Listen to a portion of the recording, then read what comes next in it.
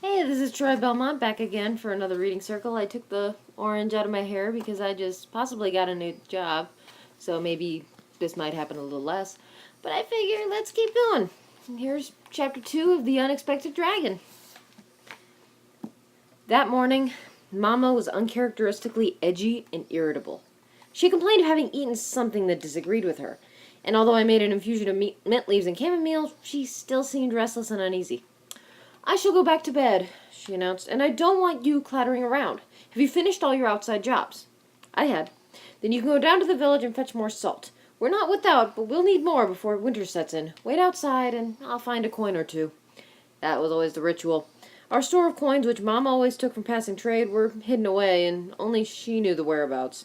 I didn't see the need for such secrecy, but she explained that I was such a silly, gullible child that I might give away the hiding place. I couldn't see how, as I barely spoke to anyone, but she insisted. I picked up an empty crock and dawdled down the path toward the gate. It was a beautiful morning, and I was in no hurry to go. I hated these visits to the village, but luckily I only made them when there were goods we could not barter for, like salt, oil, tallow, wine, spices. I enjoyed the walk there and the walk back, and would also have enjoyed gazing about when I got there, but for the behavior of the villagers. When I was very young, I did not understand why the men pretended I didn't exist. The women hissed and spat and made unkind remarks, and the children threw stones and refuse. Now I was older, I both understood and was better able to cope.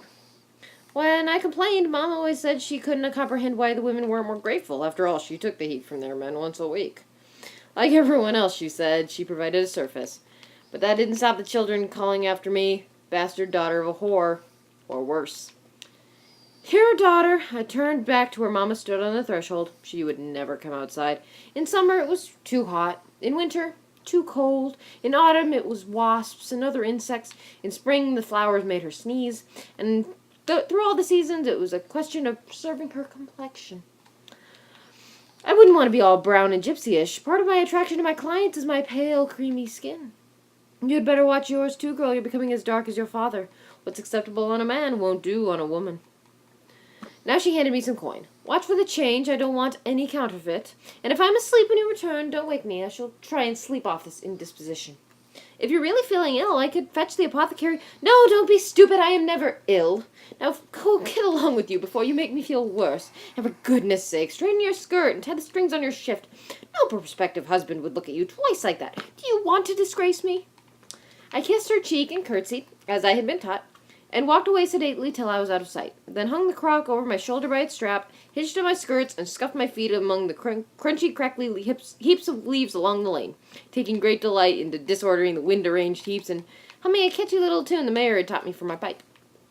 It seemed I was not the only one fetching winter stores. Above my head, squirrels were squabbling over the last acorns. I could hear hedge pigs scuffling in a ditch, searching for grubs, too, impatient for the winter flat to wait till dawn. And thrushes and blackbirds were testing the hips and haws in the hedges and finishing off the last brambles, while tits and siskins were cheeping softly in search of insects. A rat, obviously with a light litter, ran across in front of me, a huge cockchafer in her mouth. I have no idea what a cockchafer is, but it sounds intriguing. The sun shone directly in my eyes and shimmered off the ivy and hawthorn to either side, making their leaves all silver. I passed through a cloud of midges, dancing their up-and-down day dance, a fine day tomorrow, and on a patch of badger turd a meadow-brown butterfly basked, its long tongue delicately probing the stinking heap. My only annoyance was the flies, wanting the sweat on my face, and the wasps, seeking something sweet. So I pulled a handful of dried cow parsley and waved that freely round my head. I purchased the salt without much notice being taken, for a peddler had found his way to the village, and the women and children were crowding around his wares. So engrossed were they that the miller passing me by with his cart had time to give me a huge wink, and then toss me a copper coin. Don't spend it all at once. Money of my own. A whole coin to spend on whatever I wanted. At first I thought to buy a ribbon from the peddler, but that would need explanations when I returned home. And somehow I didn't think Mama would approve of her clients giving me money. Lessons in food were different. Food! I just reminded myself I was hungry. I looked up at the sun, an hour before noon. Still, if I bought something now, I needn't hurry home and Mama could enjoy her sleep. I peered at the tray at the baker's. Ham pies, baked apples, cheese pasties. The pies looked a little tired, and I hadn't had an apple for breakfast, so I carried away 2 cheese pasties. One had gone even before I reached the lane again, but I decided to find somewhere to sit in the sun and thoroughly enjoy the other.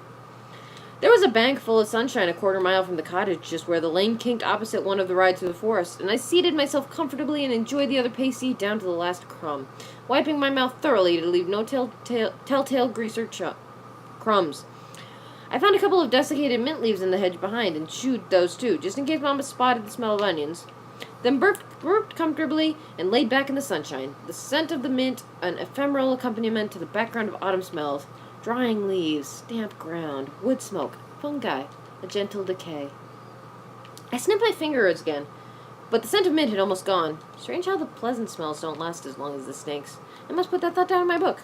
Perfumes are nice while they last, but foul smells last longer? Clumsy. What about...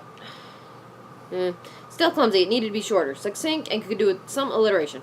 Sweet smells stay but short, foul odors linger longer. Much better. As soon as I had time to spare, I would write that down. The trouble was that it took so long. Not the actual writing. Now that I was more used to it, but the preparation beforehand. First I had to be sure I had at least a clear hour before me, and the weather had to be right. Too hot and the ink dried too quickly.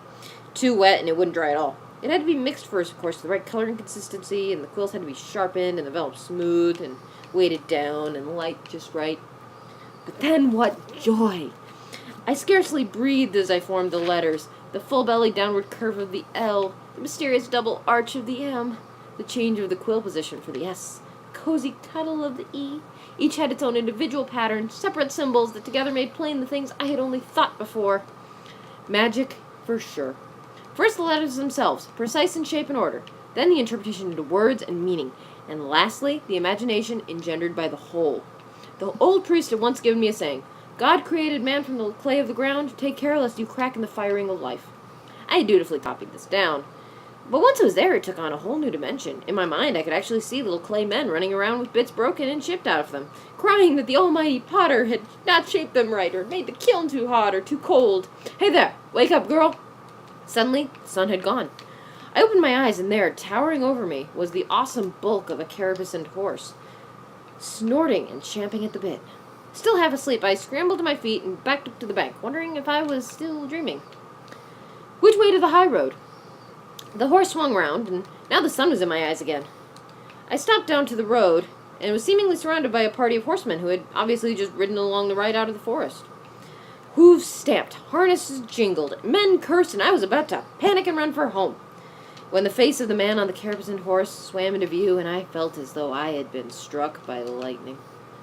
He was the handsomest man I had ever seen in my life. It was the eyes I noticed first, so dark and deep a blue they seemed to shine with a light all their own.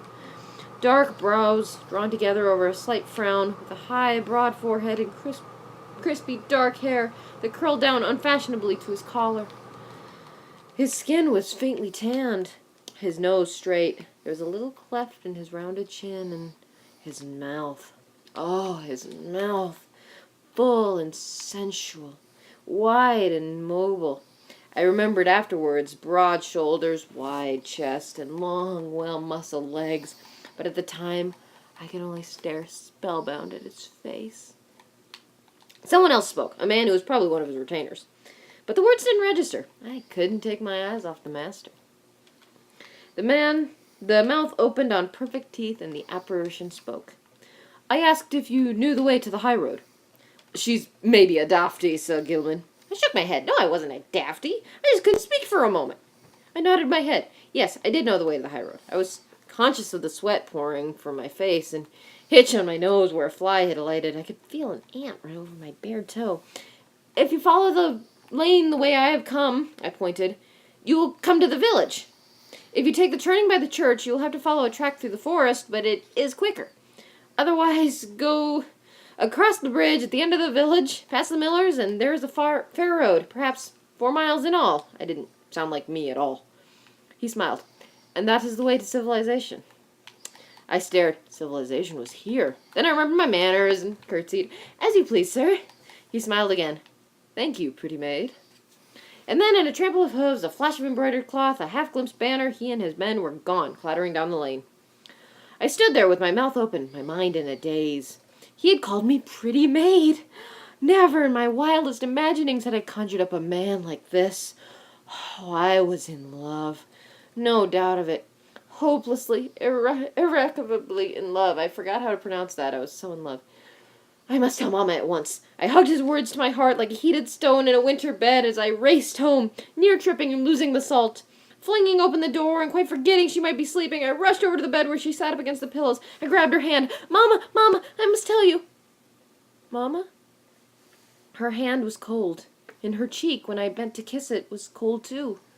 The cottage was dark after the bright outside, and I could not see her face, but I didn't need to. She couldn't hear me. She couldn't see me. She would never know what I longed to tell her.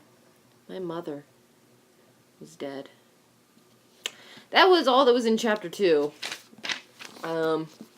So I guess this will cut for this episode, but I hope you enjoyed it. Leave comments. I will continue reading this, and I hope you continue to enjoy. Bye.